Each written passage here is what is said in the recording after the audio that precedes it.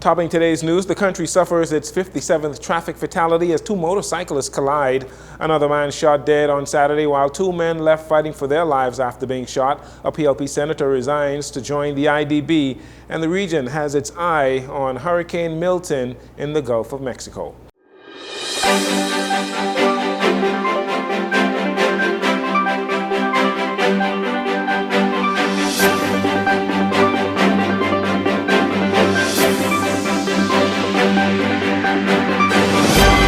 It was around 4 a.m. on Sunday morning when police were called to the scene of a double motorcycle accident on West Bay Street just outside the Fish Fry and opposite Haynes Oval Cricket Club.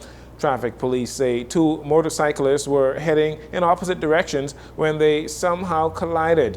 One of the men died on the scene while the other man was taken to hospital by emergency medical services where he is in critical condition. Police Chief Superintendent Eugene Strawn had this bit of advice for motorcyclists.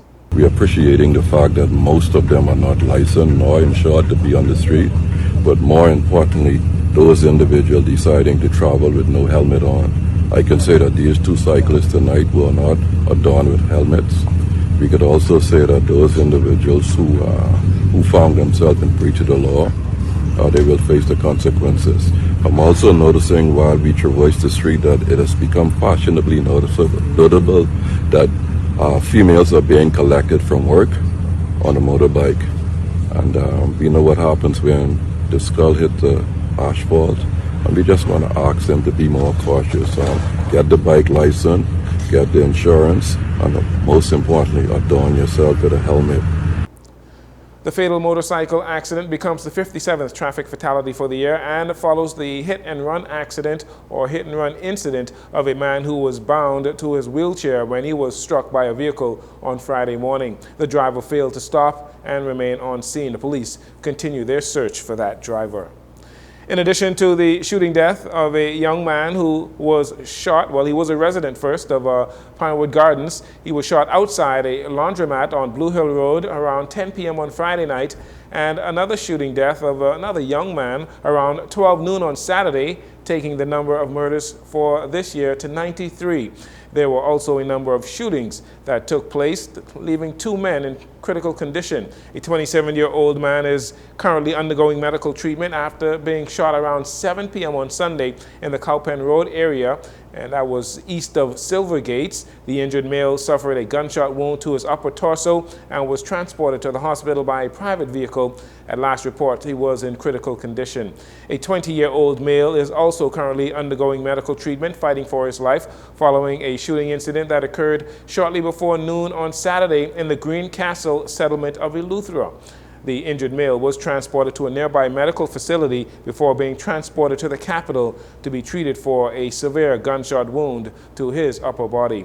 Police are actively investigating both incidents, and they are seeking the public's assistance in identifying the individuals responsible. Again, anyone that may have additional information that can assist with the advancement of these matters, you are asked to contact the police at 911-919. You can call the Criminal Investigations Department or remain anonymous by calling Crime Stoppers at 328-TIPS, 328-8477. Shortly after, another young man was shot and killed on Saturday afternoon after police say two gunmen emerged from bushes and shot him as he arrived at his residence on McKinney Drive. Free National Movement Chairman Dr. Dwayne Sands says the uptick in murders is frightening and that the opposition believes a part of the solution to getting a handle on the rampant crime problems includes the removal of Wayne Munro as Minister of National Security. When last in office, the FNM put in place measures to reduce the number of murders under the leadership of National Security Minister Marvin Dames. It is now abundantly clear that the current minister, Wayne Munro, is out of his depth and out of ideas, and it is time for him to resign or for the Prime Minister to remove him and put in place somebody who can provide better leadership. The Free National Movement also seems to be united in the call for a commission of inquiry into the Royal Bahamas Police Force, as first asserted by former Prime Minister Dr. Hubert Minnis, and now the party chairman. There's a growing crisis of confidence in the Royal Bahamas Police Force because of the serious allegations of corruption and potential involvement with some in the force with criminal elements. If the PLP is serious about a comprehensive approach to fighting crime, we repeat, we urgently need a commission of inquiry to investigate corruption in the Royal Bahamas Police Force. Now, if they fail to appoint a commission in a timely manner, the Davis administration is sending a disturbing and clear message that they are not prepared to dig deep into the roots of what may be partially responsible for the rampant criminality of every level of society. The Free National Movement chairman says the Davis administration's blueprint for change contains very little substance to address crime.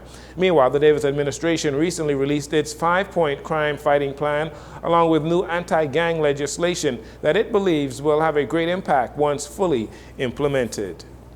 He leaves a legacy of journalistic excellence. Bahamians were shocked on Sunday upon learning of the death of Daryl Miller, whose unique and hard-hitting style captured audiences.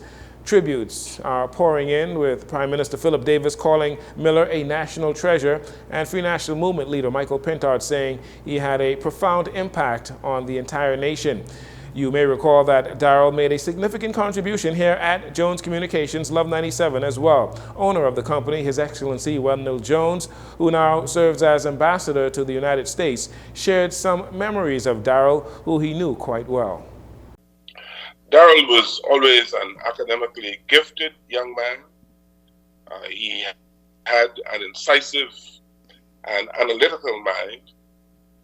And he worked with me at Jones Communications beginning in 1994 for almost 7 years before going back to ZNS, where he was previously employed. So media in the Bahamas, I believe, is diminished with the passing of Daryl, even though he was retired. During his time at Love 97, he really assisted me greatly into making the station a dominant force in media in the country. After putting the station on the air, I selected him to be the news director. And so he was instrumental in building a formidable team with people like Candia Dames, Tamika Lundy, Anthony Newbold, among many others who we trained. The provocative Daryl Miller passed away at the age of 69. He will be missed. And finally, in this segment, JCN has learned that PLP Senator Quinton Lightborn has resigned from the Senate of the Bahamas following his employment at the Inter-American Development Bank in Washington, D.C. This morning, during the sitting of the Senate, Senate President Lachelle Adderley bid Mr. Lightborn farewell. Regrettably, the chair accepts the resignation of Senator Quinton Lightborn. During Senator Lightborn's tenure in the Senate, he acquitted himself admirably. Senator Lightborn gave stellar contributions and was serious about putting Bahamian people first and doing what is right and best for our country.